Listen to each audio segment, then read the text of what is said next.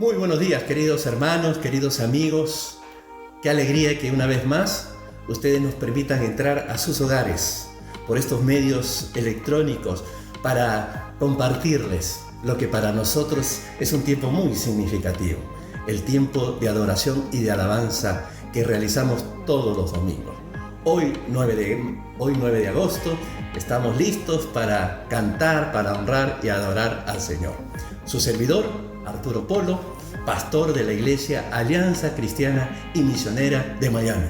Nosotros estamos ubicados en la zona del Doral y muy pronto estaremos reanudando nuestras actividades y nuestras reuniones en nuestro lugar, en nuestro local, que en este momento está siendo arreglado, está siendo modificado y esperamos pronto, siguiendo las pautas y las medidas importantes que se necesitan en estos tiempos de pandemia.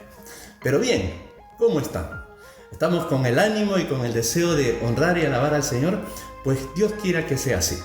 Vamos a tener una palabra de oración, vamos a poner nuestras cargas en la mano de Dios. Recuerden que Dios es bueno, que Dios tiene cuidado de nosotros, que Dios escucha nuestras oraciones y que Dios no rechaza a nadie. Acércate con fe, que Dios está dispuesto a bendecirte y a obrar en tu propia vida. Vamos a orar. Padre, gracias.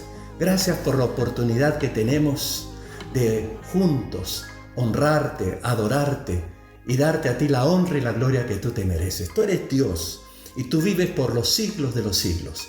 A ti queremos exaltarte y alabarte. Danos, Señor, corazón para alabarte, para cantar, y danos también oídos para escuchar tu palabra. Te lo pedimos en los méritos de Cristo Jesús. Amén. Bien, vamos a disponernos, vamos a acomodarnos allí en nuestros lugares y yo los invito a que nos unamos en estos cánticos. Ustedes van a ver las canciones, van a mejor dicho, las letras de las canciones. Canta, que es una forma de poder encontrar un nuevo sentido a tu vida. Cántale al Señor, que Dios está contigo. Vamos entonces a unirnos a este cántico de alabanza.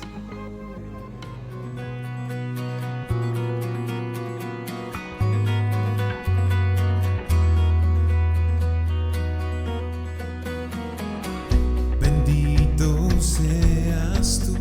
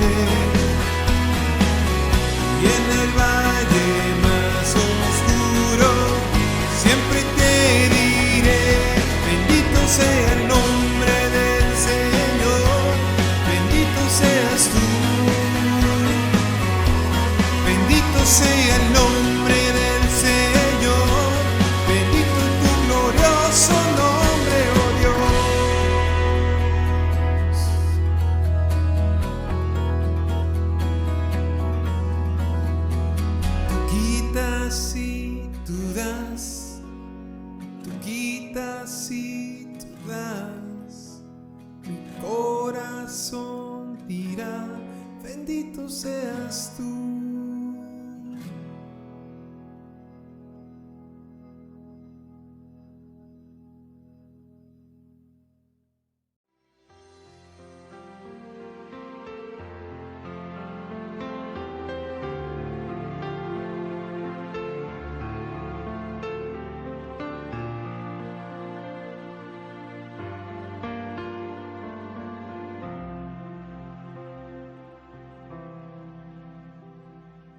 Vengo a rendirme a tus pies, agradecido, Señor, porque me amaste,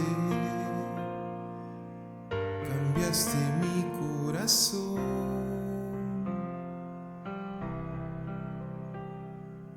Tu vida diste por mí en una muerte tan cruel, porque me amaste,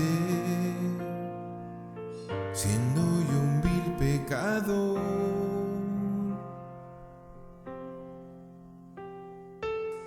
Quiero postrarme ante ti, Jesús, y en silencio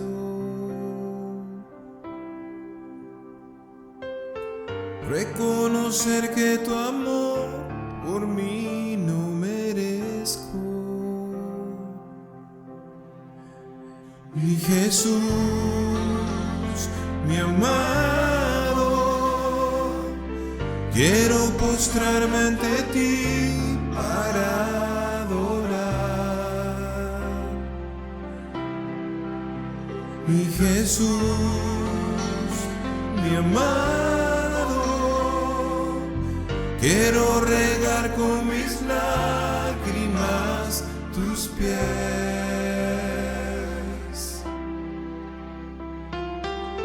Quiero besarlos y así permanecer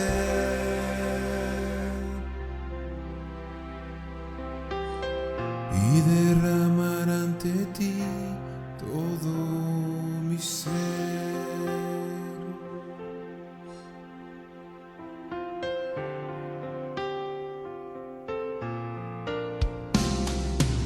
Vengo a rendirme a tus pies, agradecido, Señor, me perdonaste, cambiaste mi corazón.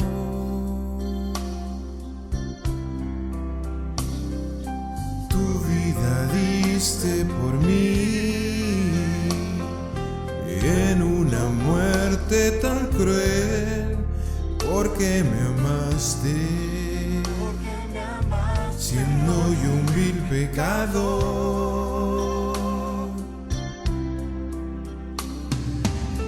Quiero postrarme ante ti, Jesús, y en silencio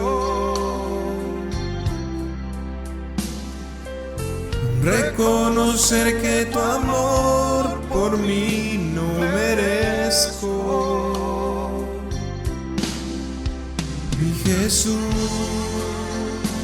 mi amado, quiero postrarme ante ti para adorar. Mi Jesús, mi amado, quiero regar con mis lágrimas tus pies.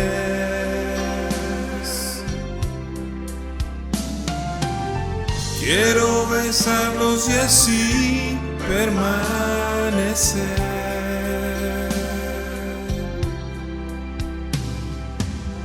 y derramar ante ti todo mi ser.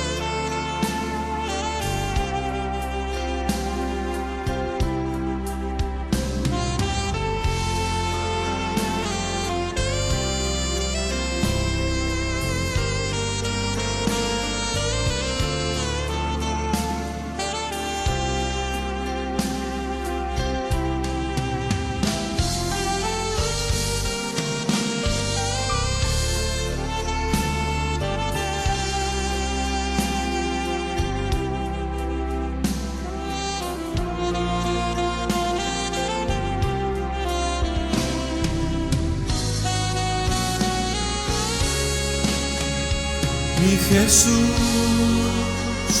mi amado,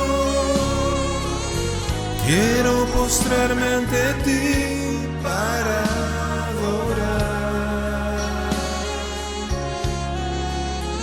Mi Jesús, mi amado, quiero regar con mis lágrimas tus pies.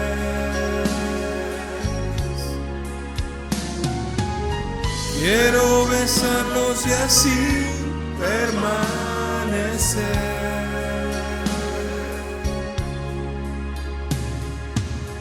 y derramar ante ti todo mi ser. Mi Jesús, mi amado, quiero postrarme ante ti para adorar. Mi Jesús, mi amado, quiero regar con mis lágrimas tus pies.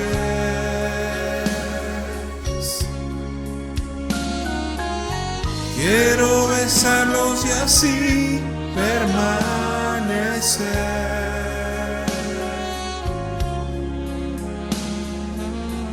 y derramar ante ti todo mi ser.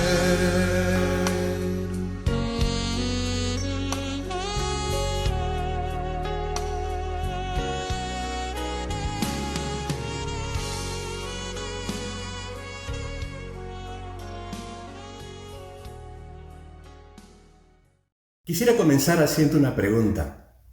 ¿Con cuál de estas conductas te puedes identificar en los tiempos que estamos viviendo? La primera, una persona que vive con la mente dividida, que no tiene capacidad de concentración, tristeza sin motivo, carácter irritable, dificultad para enfocarse en lo básico, afectado en todas las áreas personales y dificultad en cada decisión que pudo haber tomado. Ya no sabe qué hacer y muchas veces ha llegado a la conclusión de que no importa lo que haga, siente como que si una nube oscura estuviera cubriendo toda su mente. Esa es la primera conducta que quiero mencionarles.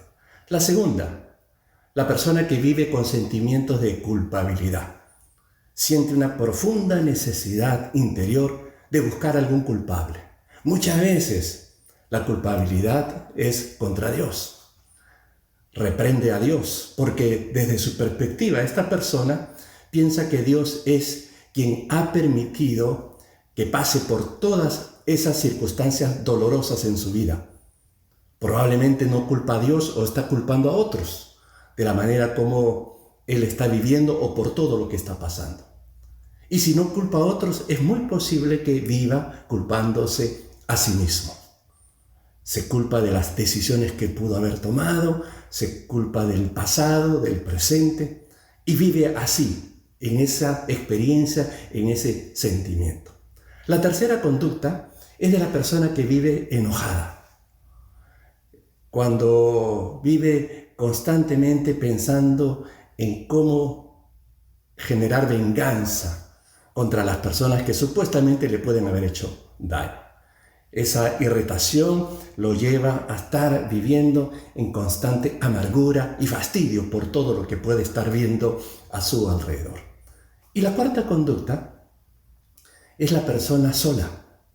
Se siente solo o siente el deseo de aislarse, se aparta de la gente, se aparta de sus hermanos de la iglesia y lo más triste es que se va alejando del Señor.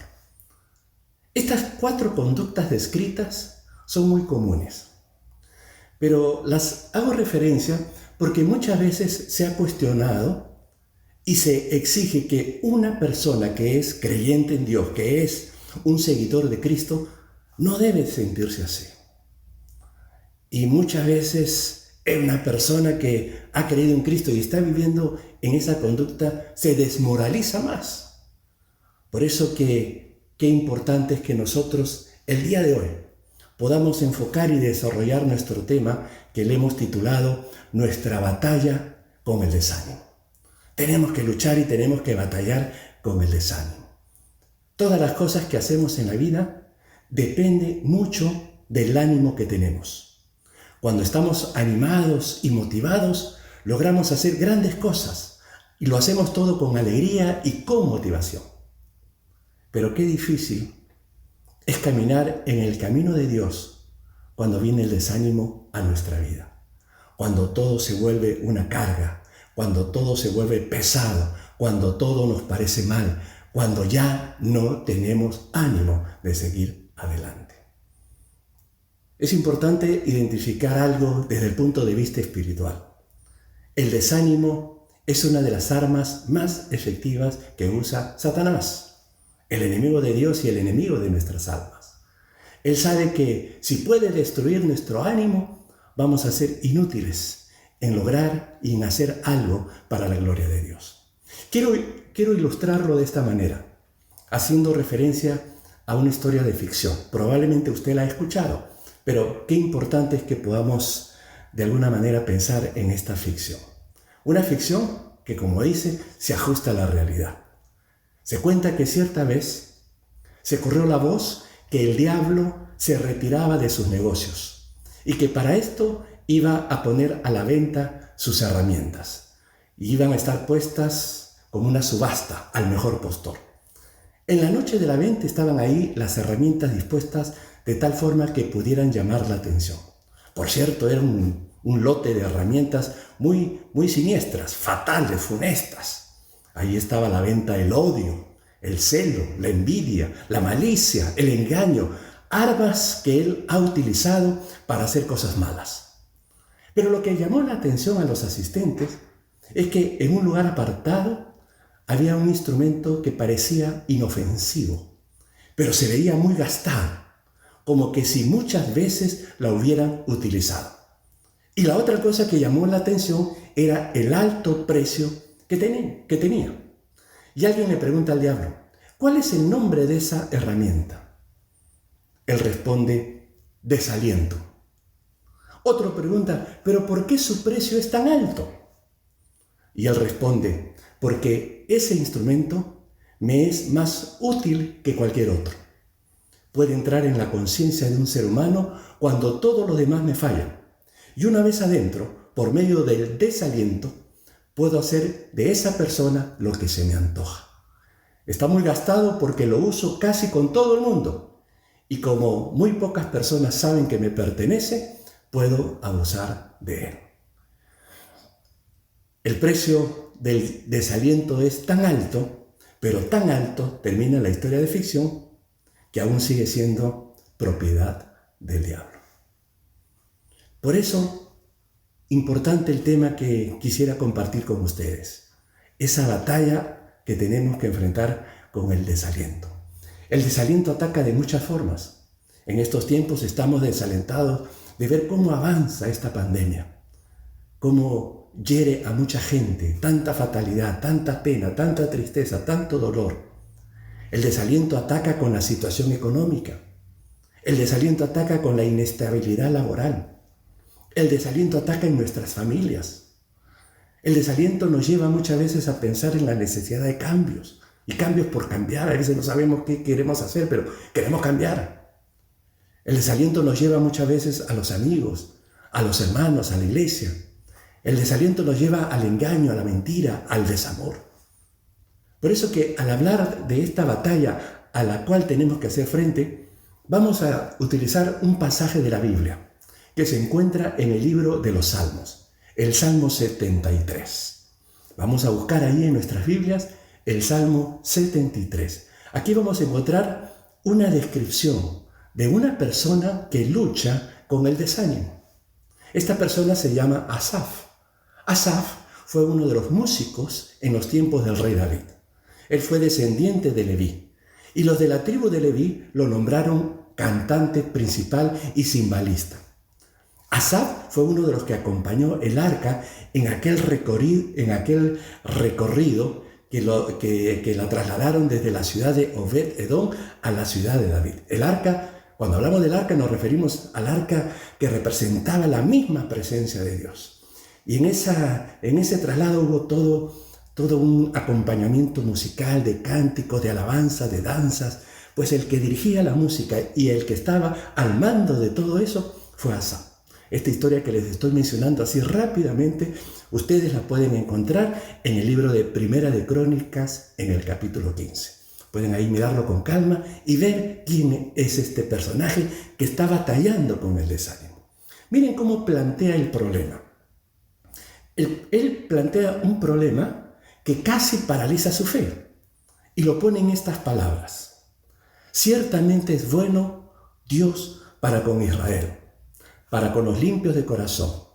En cuanto a mí, casi se deslizaron mis pies. Por poco resbalaron mis pasos, porque tuve envidia de los arrogantes viendo la prosperidad de los impíos. Qué interesante cuando él está planteando este problema. Parte de una afirmación que es genuina, auténtica y verdadera. Dios es bueno. Y esto es valioso, que a pesar de las circunstancias difíciles por las que podamos estar atravesando, el no perder la perspectiva de quién es Dios, de no entrar en esa nebulosa de pensar que Dios es el culpable de todo. Él, a pesar de sus luchas y de sus conflictos, declara que Dios es bueno. Eso nos hace ver que mis problemas y mi estado de ánimo no debe variar mi concepto de Dios. Porque Dios no cambia.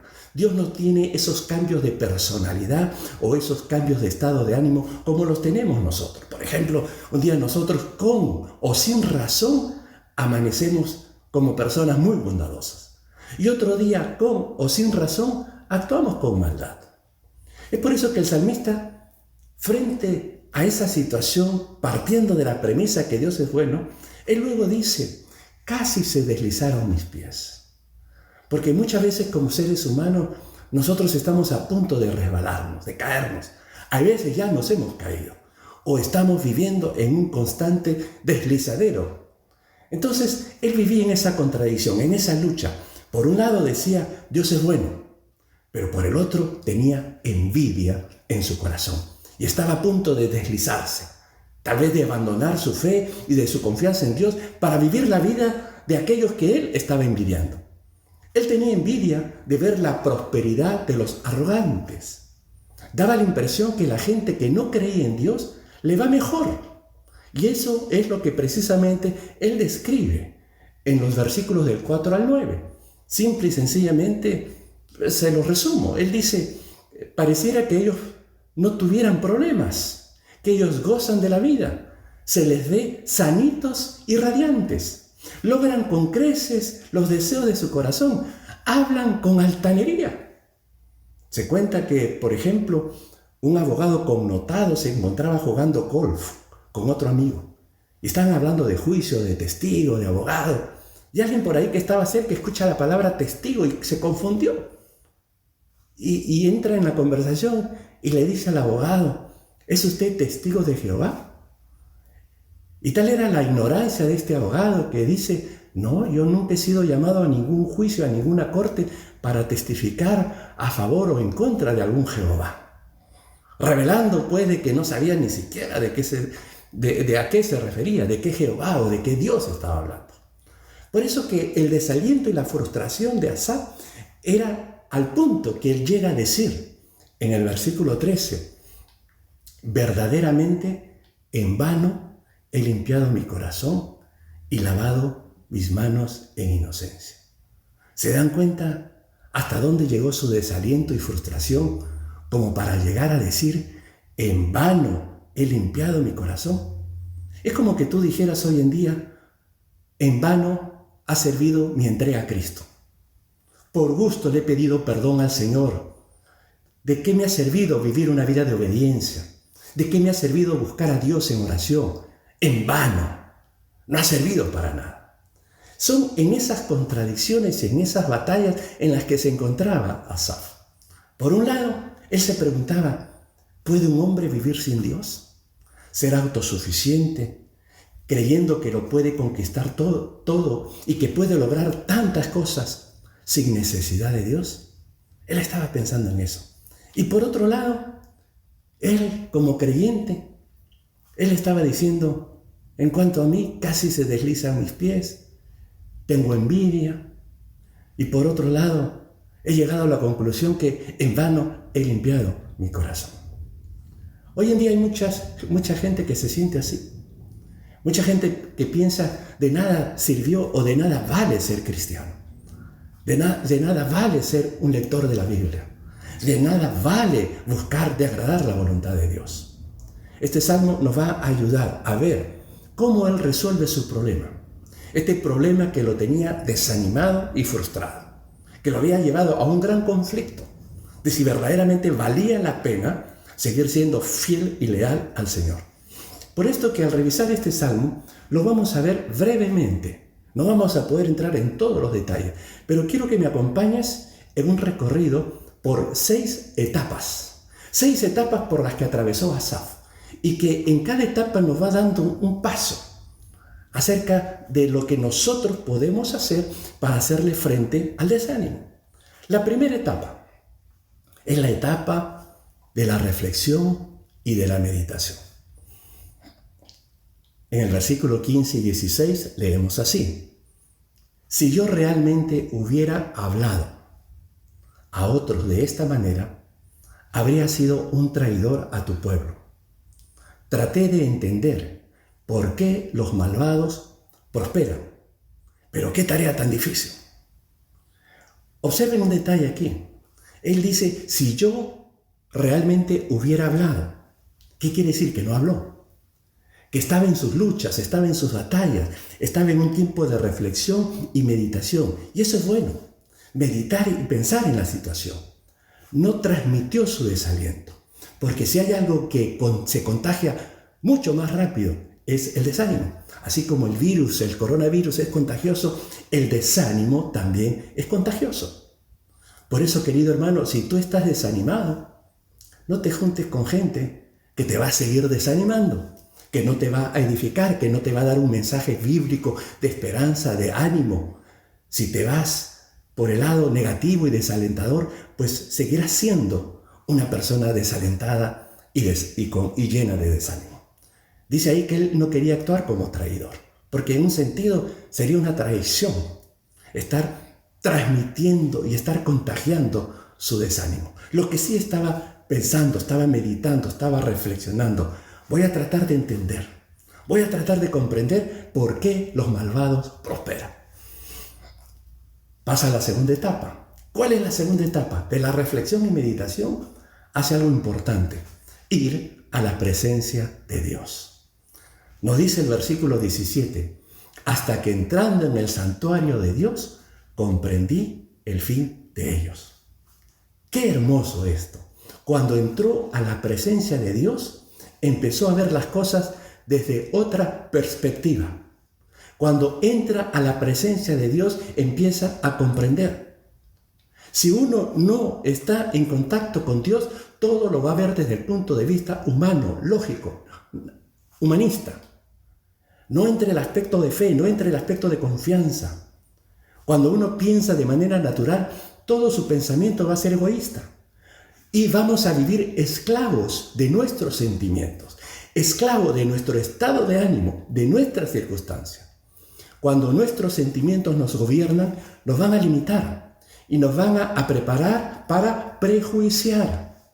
Y el prejuicio es un campo de visión estrecha y limitado, que solamente tiene un punto de vista.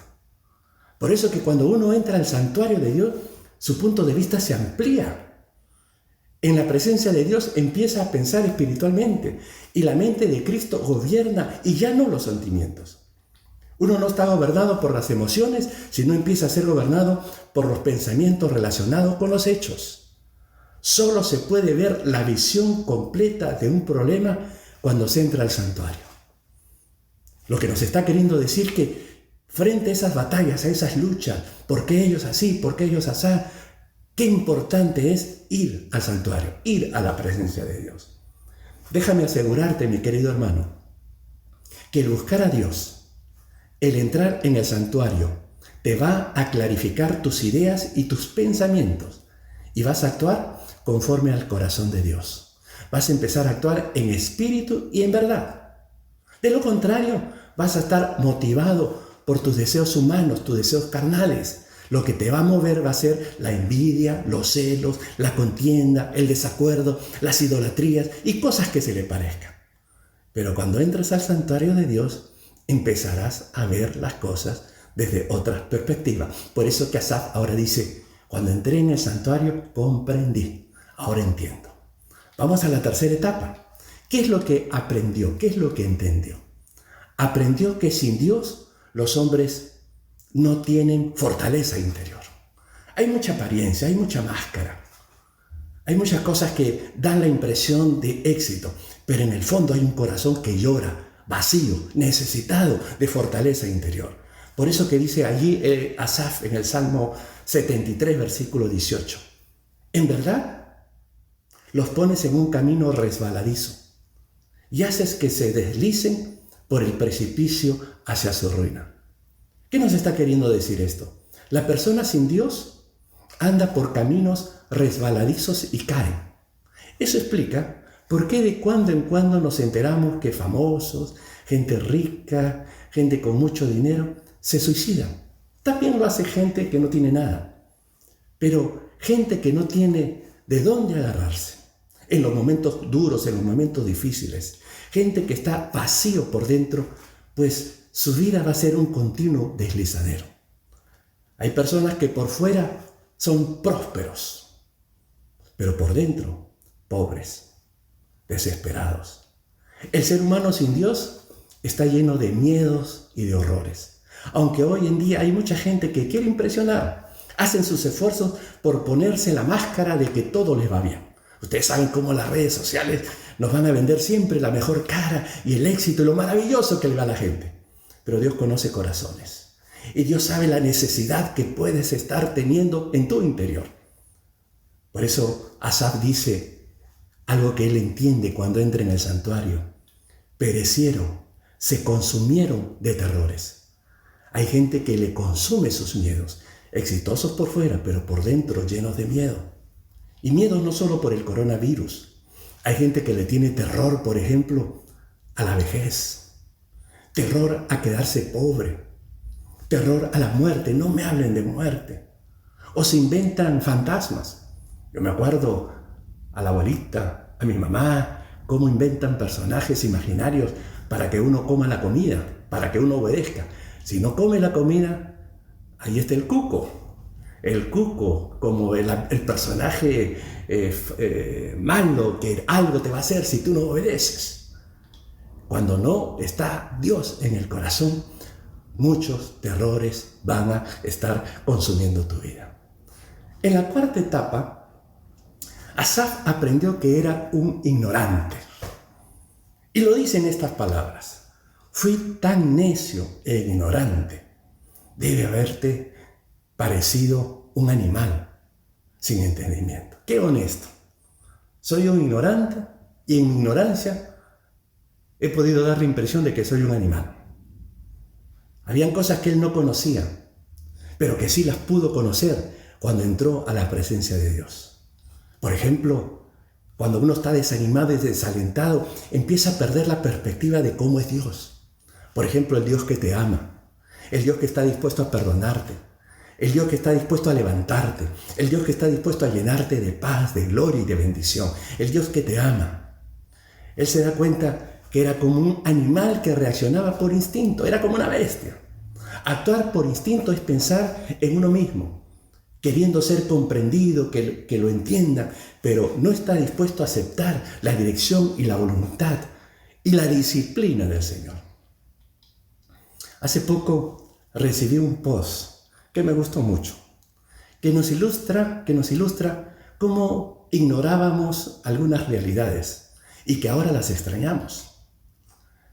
El post decía así, se titula ¿Qué es lujo?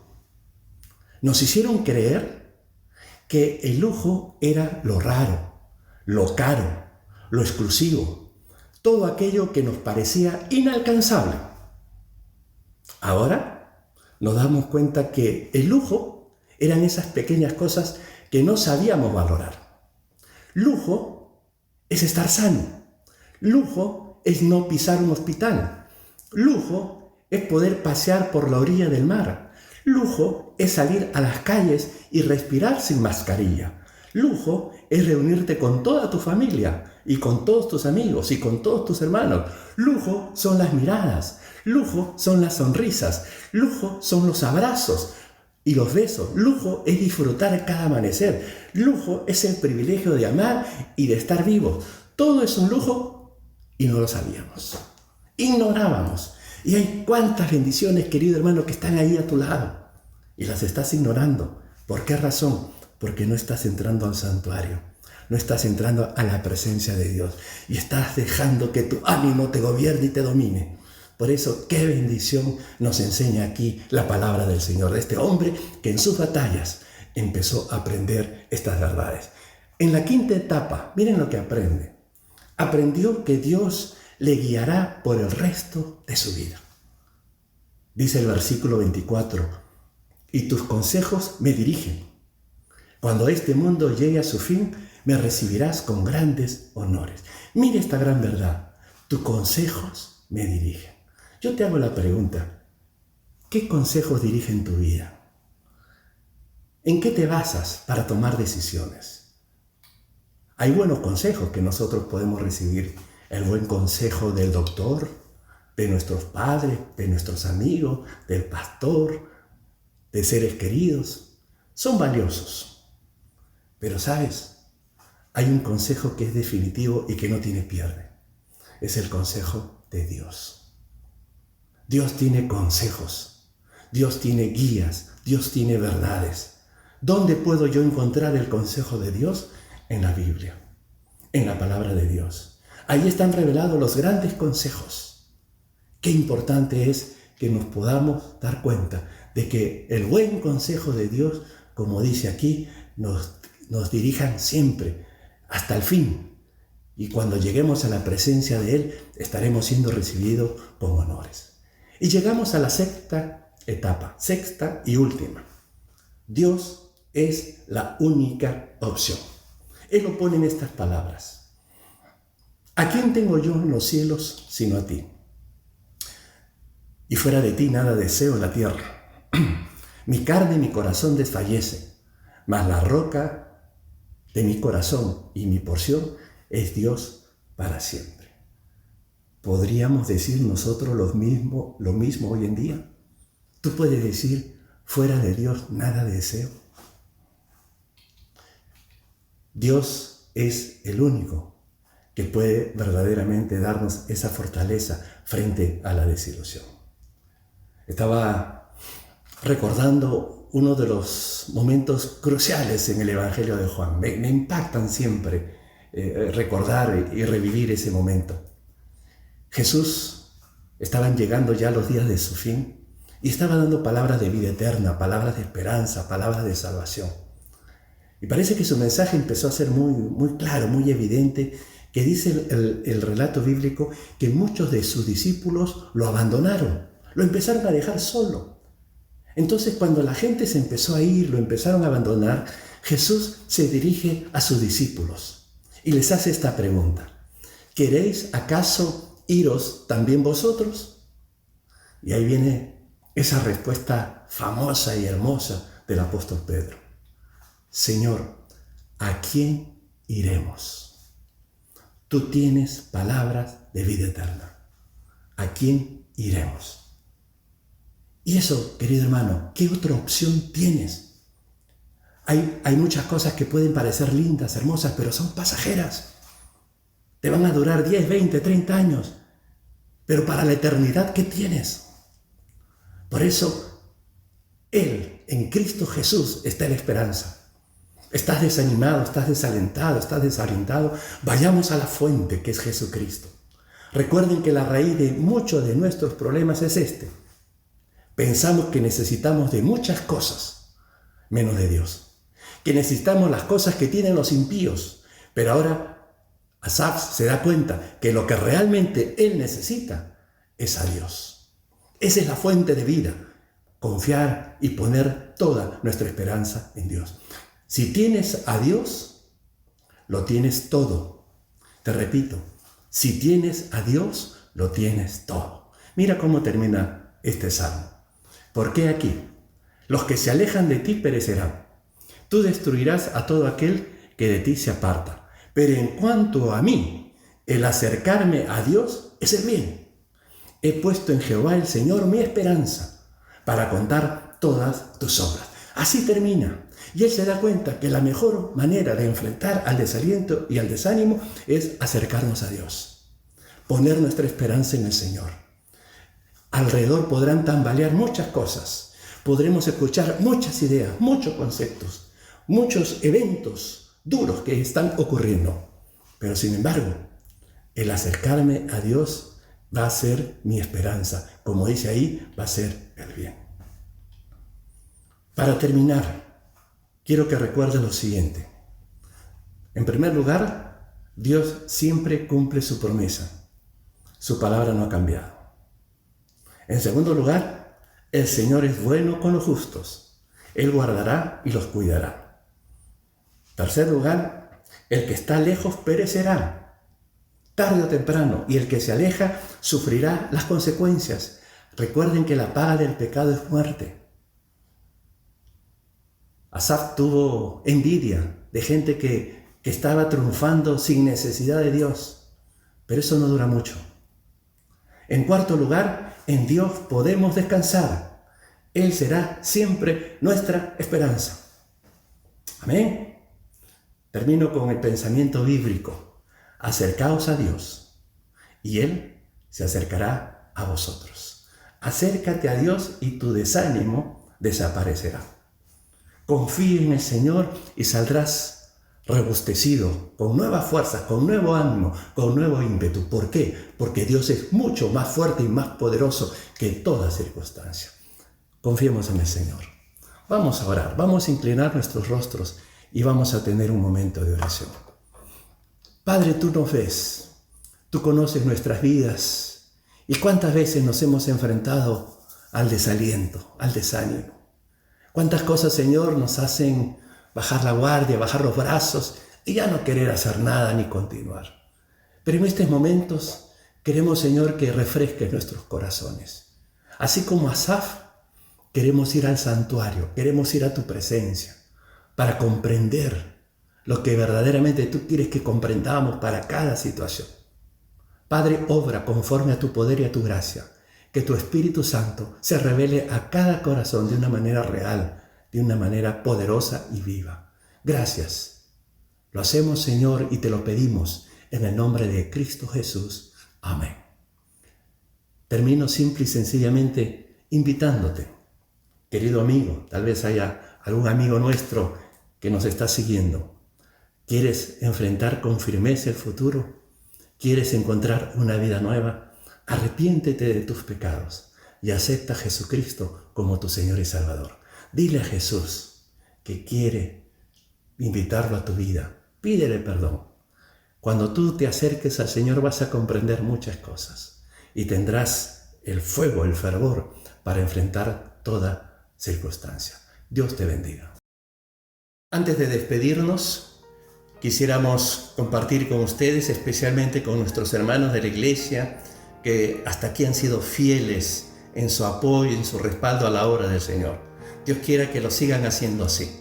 Y ustedes pueden estar viendo allí las formas, las maneras que tenemos para contribuir y para dar nuestros diezmos y ofrendas al Señor. Muy bien, ahora no me queda más que despedirme.